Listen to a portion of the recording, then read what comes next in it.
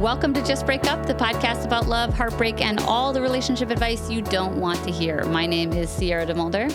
And I'm Sam Blackwell. And today we're going to answer a letter from somebody who is stuck in an emotional tailspin.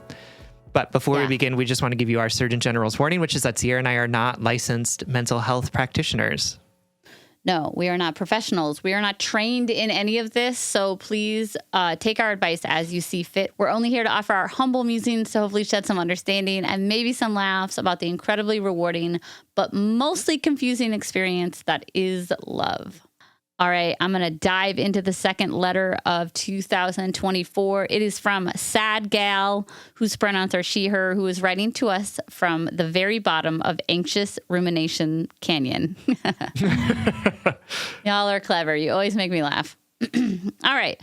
Dear Sam and Sierra, my issue is one that centers around control or lack thereof and how you know where the lines of your own boundaries are. A little backstory for you. My partner, for reasons that will become clear momentarily, cishet 32-year-old male and I, cishet 31-year-old female, met and fell in love my freshman year of college. The relationship was bad from the start to finish due to his very real and valid mental health struggles and my attempts to fix all his problems. Long story short, he took advantage of my empathy during that time and used his mental health as an excuse to treat me poorly, lying, cheating, gaslighting, the works. After things well and truly crashed and burned, I iced him out for over a decade, despite his annual attempts to offer apologies, take accountability for his actions, tell me he cares about me. I'm the one that got away, or rather pushed away. He corrected himself and proved to me that he's grown as a human. I essentially refused to hear any of it. He had finally given up and planned to respect my boundaries when, plot twist, I reached out. Oh, no. I was just... the tables have turned. I was just coming off of yet another failed situationship, too, actually. Yes, simultaneously, because no one wants to commit to me, so I had a roster. In addition, lots of family sicknesses and deaths that really made me think about my mortality and how fast time goes. And what is really important, deepest apologies if this sends anyone else into an existential crisis. I thought about how I've never been able to get over my first love and how if he is to be believed that he's never gotten over me either. I was seeking some sort of closure to talk some things through, get some elusive answers, and close that chapter for good. As a surprise to absolutely no one but myself, that is not what happened. I love that we're becoming more self-aware. Like we can articulate our shortcomings or like our pitfalls more, but we still fall into them. Yeah, absolutely. We like see it now, and then we're like, look at me. Oh, look great, at me walking straight back into this tiger's pit. Yeah. All right. We're back in contact and considering if we should try again, knowing that if we did it, it would be the real thing forever. We're not dating for fun. Maybe part of the problem, come to think of it. It's been about 5 months and things were going really well, even as I was on high alert for old patterns. He's done a lot of super intense therapy and has grown and treats me much better, genuinely. I wouldn't still be here if I didn't believe he was a good person. Now to the crux of the issue. We recently went through a hard time where we needed to take some space. I was applying too much pressure, he was in a dark place, and my anxiety was pushing him away. We hadn't talked for 10 days when he called me out of the blue to talk about his feelings that came up when a friend of his told him she saw his most recent ex, which ended right before I reached out. It threw him into a tailspin, and he's been down about it for like a week now. He claims it has nothing to do with her and not being over her, but more to do with him and how he feels she took advantage of him after he tried to give that relationship his all. He knows I hate talking about his exes, and I tend towards jealousy, working on it, but given our history, not unreasonable in my opinion. His fixation on this has me in a tailspin. He says he wants to be with me, but keeps bringing the situation up. He also has some kind of resistance towards giving me validation if I ask for it. So frankly, I don't believe he's over it. I wonder what I'm doing here. I'm not worried that he'll go back to her, but more that I am not his first choice. But I can't control his thoughts or feelings or reactions to past situations that make him sad. And it's not super fair of me to expect him to squash his feelings to make me more comfortable. Ah, yes. And I forgot to mention, we're currently doing long distance and we're not even officially back together. My question is, am I crazy for being so triggered by his feelings over his ex? Is it okay that I'm not able to help him process this? Is this continual need to bring it up blatant disrespect for me or transparency about his own feelings? Am I stuck in the past holding him to the same standards of his 19-year-old self who hurt me so badly? Is this work mine or his or both? And is there a way forward? And is it simply not possible to heal in what broke you? Thank you, the saddest of gals. Oh, saddest gal. I'm so sorry that you're feeling so sad about this. I'm also really sorry that you are in this like tailspin. And I love that metaphor because it does feel like when we get into these sort of places where we are feeling a thing and aren't sure if we should be feeling it and don't know how to talk about it and don't know what the answer is, like just like the spiraling, the slow descent into what feels like just like a bottomless pit of what's happening here. And that is never a fun place to be. So I'm really sorry that you're feeling so discombobulated by how your partner has been treating you and talking to you about this ex. And I think it can be hard enough to hear about our partner's exes. We get letters about that all the time. And I know about just that. Yeah, just that, right? But then in combination with all of the ambiguity, all of the past stuff that is also part of this relationship, I can imagine that it feels like it's just like one of a pile of things that is like weighing you down into this tailspin that you're currently on. So Sierra and I want to hold you in how challenging this situation is.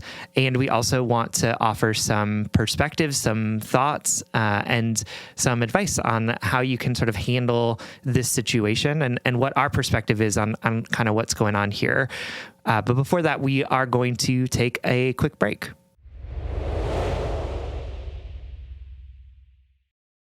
All right. Welcome back, my darlings, and to my specific darling, saddest gal. Thank you so much for this letter. It brought up a lot of feelings for me. It was like a roller coaster read. Y'all know, number one, I'm an emotional sap. Like I am the person who reaches out to their ex, I'm also married to my ex. You 10, are that 12, too. Yeah. 12 years between that. I believe in growth and change. And then like the emotional roller coaster of like, we're maybe going to try this again and do it for real. And I was like, sweet, my wife and I did that. And then you're like, we didn't talk for 10 days and he doesn't affirm me. And I'm afraid that he's like hung up on other people and we're long distance. And we're not together. And yeah, it was just like, it was everywhere, in a good way, in like a very, spicy way. But yeah, like I said, I see myself a lot in this episode, especially because, all right, ready for Sam to drag me to hell and back. I'm so excited. Let's do it. I've alluded to this like on some Patreon. I've been like, I'm going to talk about my ex and you just like look at me in a funny way. So I've actually been thinking about my ex who cheated on me, the one that who I was with right before I got with my wife, and we broke up right before we started the podcast. So y'all know about this infamous person. I've been thinking about him a lot because he got married last month. Actually don't know this for sure because I don't regularly know his business, but I know it's happening sometime in that last month. But anyway, I was thinking a lot about him, and I had this sort of like middle of the night panic attack where I wasn't like, I wasn't panicking, but I was like, what the fuck are these feelings? And they were feelings of like, oh my God, I miss this person. It was they were more really like reflecting on time and love and what happens to love in love that changes shape or that like doesn't exist anymore. And like, forgive me, I'm a sucker, I'm sentimental, and I'm a poet. So like, of course I think in this way, but like, I really was up in the night, like laying next to the greatest love of my life in a marriage that I'm incredibly happy and fulfilled in. And I was also thinking how strange it is, how odd it is that the two other biggest loves of my life are now married and moved on. And none of this was about longing. None of this was about like, oh my God, I want to be with them. It wasn't even about jealousy. I didn't feel jealous of those things. I'm honestly just sharing this because I couldn't get over in that moment, in like the stark darkness of like nighttime thoughts. You know what I mean? Oh, the worst type of thoughts. Yes. And when you're just like, wow, what the fuck is a universe and who am I? Yeah, absolutely. I was truly struck by like, by how wild, how surreal it is that I loved these people and that they were like the center of my universe once. And now they're not. And how that is okay, but it will always be a little weird. Like my, not the ex that I was talking about before, but my other ex, like the one person that I really thought I was going to marry, you know, thinking that we like lived in an apartment together, that like that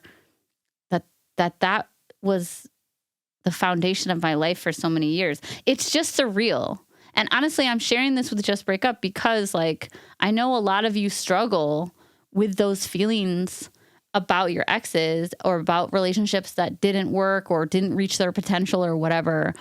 And I know that you all stay up at night and be like, what do these thoughts mean too? You know, so I just wanted to voice some of them and say like, it's perfectly normal. Like I told my wife about these feelings and she received them because we have a secure, happy relationship, that it's okay to like look back on your life and that it's like a bittersweet surrealism to be like, okay, so that chapter of my life is over. That chapter of my love is over. And I think it was triggered because like the two other biggest loves of my life were again, officially married. Not that it like closes the chapter or closes the door more, but it's symbolic in that way, you know? Anyway, it's just surreal. And a lot, you know, many times like our letter writer or me, we feel some of these feelings and we're like, oh, does this mean we should be together? Does the, you know, this is what I want to say. Unrelated to the letter, just like to our listeners. Sometimes it feels weird to close a chapter just because life and time and perspective are weird, you know, because like I cannot believe I was with one of those great loves over 10 years ago. I can't believe it was a decade because part of me feels like it was yesterday and part of me feels like it was a different life completely, you know. Add to the fact, you know, complicated feelings about love and weird ownership feelings that we feel and our weird like loyalty to trying to make love work even when it just absolutely doesn't work. You know, this is all to say, you know, reiterating that one of the number one Just Break Up isms, like love is complicated and nuanced and feelings are complicated and nuanced, and it doesn't always mean that you're doing something wrong with them or that something that you have to do with them. You don't have to do anything with these feelings. You just have to feel them sometimes. Yep. This is all to say, it makes sense why you reached out to your ex. I'm married to my ex. I am not against reaching out to your exes, but it makes sense that you did put action behind those feelings. That's just like a long-winded aside that like, you don't always have to put actions behind them. You can just feel them because like being a human is weird and being in a relationship is surreal. Makes sense? No, absolutely. I think that it's important to name some of those things because I think that we get lots of letters from folks who are like, I'm having this feeling and it must mean something profound about me. And it's like, no, I think it's just a feeling that's coming up for you. It's just bizarre that my great loves are done, fully gone. And that's okay because like, I love my life. I love my life. I love my wife. And also those chapters are over, never to be revisited in any iteration of this lifetime. For sure. And That's those real. are feelings. Those are feelings. Yeah. No, Anyway. absolutely. No, and I think to humanize also kind of like what your current partner went through, right? In, that experience of being like, oh, somebody was talking about my ex and suddenly like a lot of feelings came up, right? Like, I think that's really normal, and I think exactly to what Sierra said, right? Like, that doesn't necessarily mean anything profound about him or his relationship. And right, like, I have had those feelings too. Like, ran into an ex a couple years ago at a bar, and he was with his boyfriend, and I was like, what is this feeling that is coming up, right? Like, it's not jealousy. It's not like I wish so Yeah, absolutely. I was just like, what is this? And I don't even know that I could put words to like what that feeling was, because I don't know what it was. But what I will say is that I didn't then go to Peter and talk to him about it after not talking to him for 10 days, which I think is like the difference between like... Yeah. Let's shift gears. Let's move away from like this, like, life is surreal and like we have love that lives on outside of us.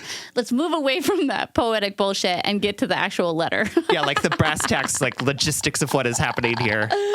Right? Because I think... Yeah. Because like that's a feeling for me to parse on my own or in partnership with people or even with Peter in like an appropriate setting, but like not after not communicating with him for 10 days. Yeah. Literally, I mean? my notes say, talk about my big loves. And then it says, that being said. Yeah. Yeah, because I really want to get context is important, like the context of what's happening here. I'm going to, again, starting off 2024, we're apologizing. We are being present. Mm-hmm. And also, I want to be a little blunt in this. I think you are still moving in this relationship as though it is going to be with a different person. You're still dating potential. I think that this man has grown.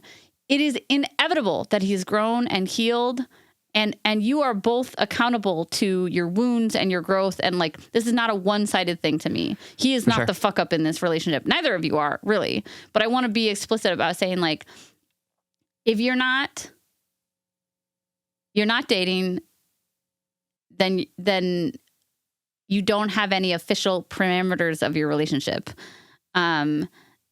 You're long distance, which is fine. I've been long distance with every great love of my life. But you can't, in the same breath, you can't tell me you're going to be in it for real. It's going to be really great. And then in the next sentence, in the same breath, say, and then we didn't talk for 10 days because we were having a hard patch. Like, to me, that just, I don't know what the hard patch was. That tells me that there's still so much pain and mistrust that you both are shaping this new relationship around. And if you want to be with this person again, let me tell you this as somebody who has, my ex who just recently got married, the one that I started talking about, like, we dated early on, broke up, disconnected for 6 years, and then we reconnected. Yep. Don't get me wrong. He did cheat on me multiple times in both relationships. But the second relationship, I was really clinging to the wounds that he had instilled in the first one. And so I never fully trusted him. I never fully had a positive view of who this person was. And it just tells me like something's going on where both of you aren't in it. You're not in it presently as who you are right now in this moment.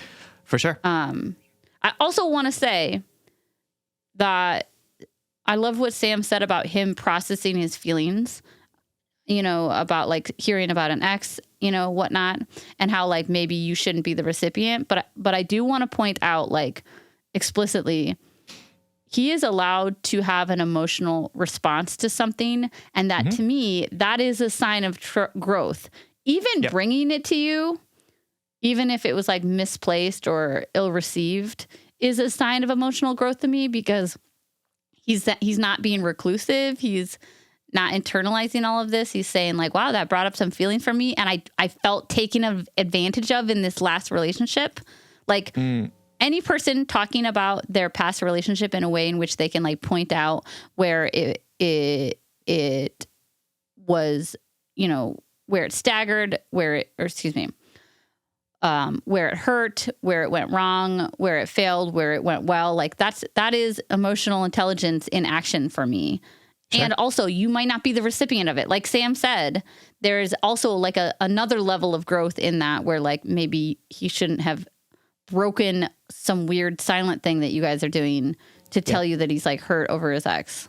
Yeah, absolutely. And that's why it hits different for me than just like I think you're absolutely right. I think when people tell me about like, oh, I'm doing some self-reflection about stuff in my past, like it can be hard to hear, but it feels like, oh, I feel like I'm getting a better understanding of you, and that makes me feel closer to you. It's like you told us that you took this break because you were, quote, applying too much pressure, whatever that means, and that, you know, he needed space to like figure this out. And then the first thing that he does when he calls you is to like demand sympathy for you, right? Like, I'm going through a thing, so like come and help me with it, which seems like the pattern that y'all were in the first time that you dated, right? Where he would use his mental health to extract sympathy from you in ways that you didn't want to give it to him. And so like, as I'm reading this letter, I don't think that this is necessarily even about like what you're feeling about the fact that he has feelings about his ex, right? Like, I think that you're in a place where you are totally unmoored because of the patterns that you're falling into, right? Like, you've been deciding if you want to date each other for 5 months now, right? Like, that's a long time, right? You've gone 10 days without talking because you applied too much pressure, which I'm going to assume was you trying to get him to decide whether or not he was going to date you, right? And he was like, I need space from you. I'm in a dark place, so I can't tell you about that, right? Like, this pattern of behavior that you are in around like the ways that you are never in a place of stability, right? You're always in a place where you're questioning everything. Are we together? Are we not together? How are we moving forward? Are we not moving forward? Have we grown? Have we not grown? Right? Like, this like constant sort of uncertainty is always present. So like, even this thing around like an ex coming up in conversation where you would be like, yes, normally this would make me feel jealous, is like, yeah, and you're doing it in a place where like everything around you is unstable, right? It's much easier to like tackle our jealousy issues when we feel like everything else is kind of like in place around us, right? If you were in this relationship and you were like, he's wonderful, we've been together for 5 months, we talk on the phone every day, you know, we're long distance, but we make sure to see each other, like we give each other gifts, like everything, we talk about stuff when it comes up, like everything's really helpful. And he talks about his ex and I have some feelings about this, I would be like, okay, well then let's talk about jealousy here, right? Like, yeah, absolutely. Like, it sounds like things are going really well. But like, the issue here, I don't think is the jealousy piece. It's like all of the context that you offered us where it's like, yes, relationships don't flourish in these types of situations, right? Like, with these particular parameters around them, of course, that's the truth. You're going to have a hard time understanding how to manage your jealousy, right? Because like everything is up in the air. And everything about how this is going is concerning to me. Like, that's like the long and short of it. Like, to me too. Like, if you were my friend and you were like, this is how it's going, I would be like, are you happy with this? Because I don't think that you are, right? Like, I understand that like when it's good, but it sounds like it's not good very much of the time, right? It sounds like you've been together for 5 months and every so often you don't talk for 10 days, right? Like, and you're not together and you haven't decided. And when you ask him or when you pressure him, I'm putting air quotes up, like when you pressure him into being in relationship with you, he withdraws and is like, I can't be with you until he needs something from you, right? Until he needs kindness and sympathy and support for something that he's going through. Like, it's really possible for us to use our self-reflection and our self-awareness as a weapon to extract sympathy from other people, right? Like that is something that we are all capable of. And I don't know if that's what he's doing here, but if I were in a similar situation, I don't know that I would be sitting there thinking like, how do I get over these feelings of jealousy? I would be pissed that this man hasn't talked to me for 10 days. Yeah. And the first thing that he does is call me and ask and tell me about how he's like having a lot of feelings about his ex, right? Like, no. That's not how relationships work. You don't just show up after 10 days and then try to extract sympathy from me. Like it would be hard for me to find empathy for what he's going through in the same way that you are, but instead you're internalizing it as like, oh, I should have more empathy, as opposed to being like, oh, I'm not experiencing empathy for this person. Maybe it's because they don't deserve it from me at this moment. Right? Sam Blackwell. I know that we're kind of like going in on this, and I'm about to do it even more just because of my personal attachment to this letter. But I want to say, like, I know this is a product of a lot of things. Do I think this relationship is toxic or, unhealthy? I have no idea. Probably not. And also, I know that one of the things that makes our relationships the most toxic is when we are trying to fulfill a vision that we have for them.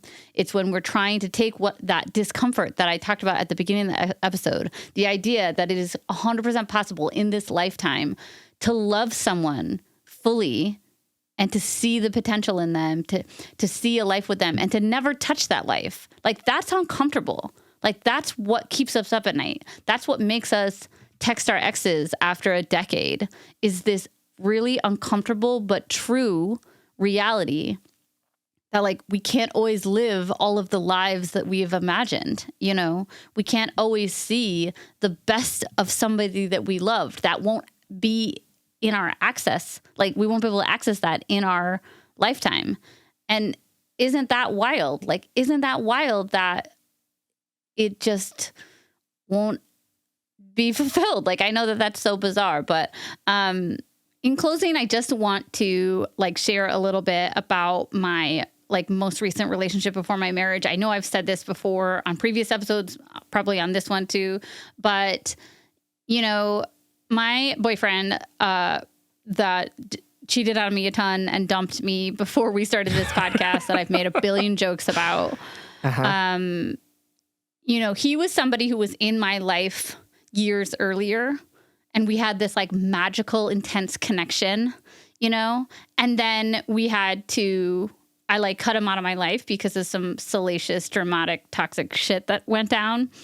And I didn't see him for 5 or 6 years or something like that.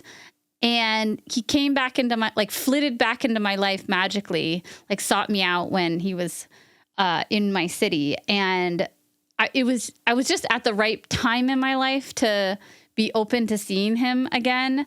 And I have to admit, it felt so kismet. It felt so magical. It felt like, oh my God, we have an opportunity to do this again.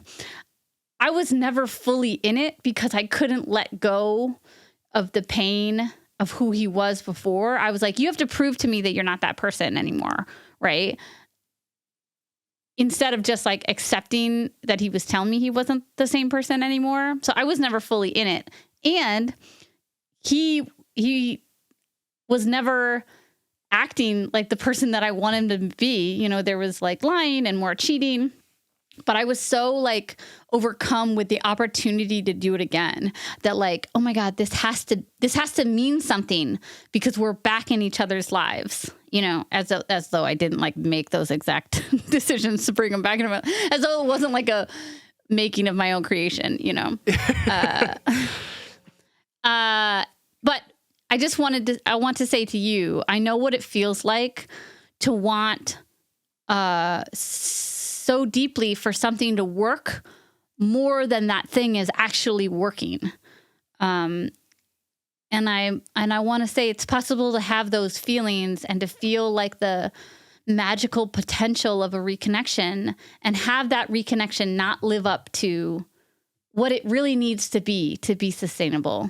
And that's painful. It was one of the most heartbreaking lessons that took me a year to learn. And it took me him dumping me to finally let go and be like, oh my God, it was never working. It never was what it promised to be. And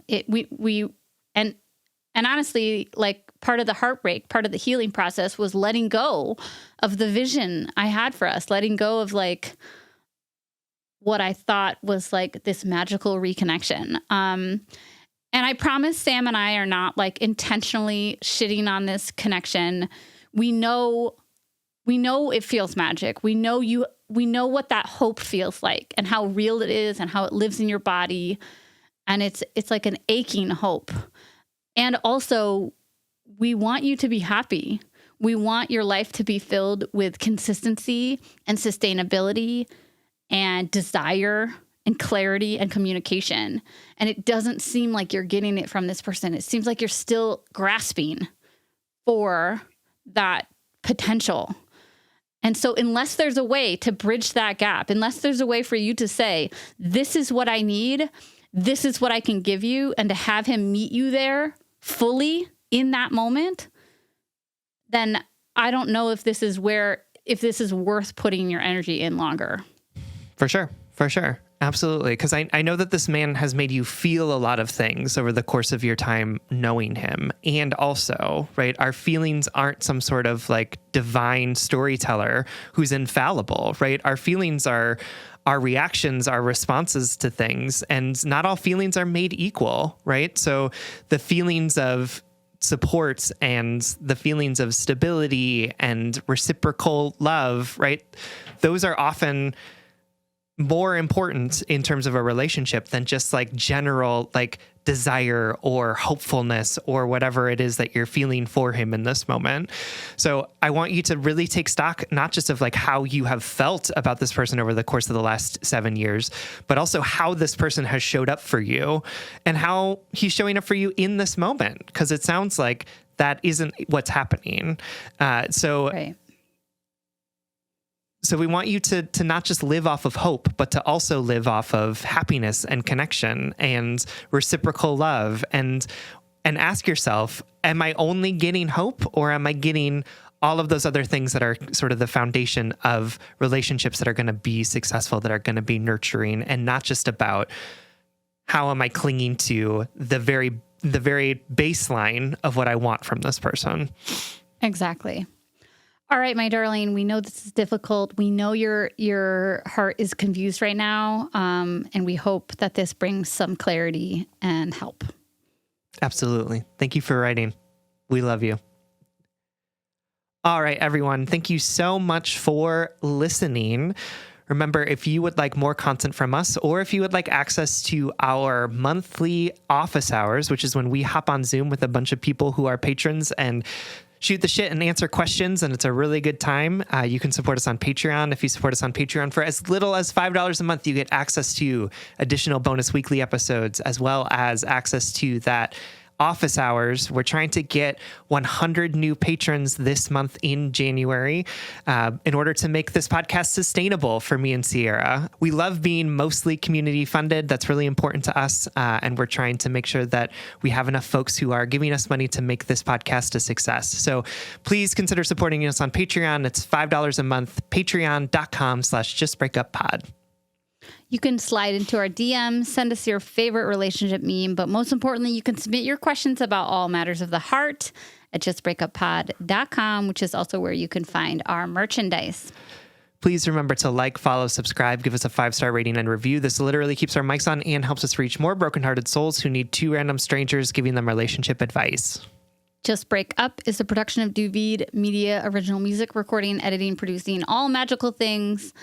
By our good friend Spencer Worth Davis. Make sure to check out his podcast and his music. And remember, unfulfilled potential, unfortunately, sometimes needs to stay as that. As much as it feels like a journey that we want to finish, or an itch that we want to scratch, or an ending that we know could happen. Part of healing from the unfinished is accepting that it will always be that. And that discomfort is okay. That discomfort is a part of life. And if all else fails, just break up.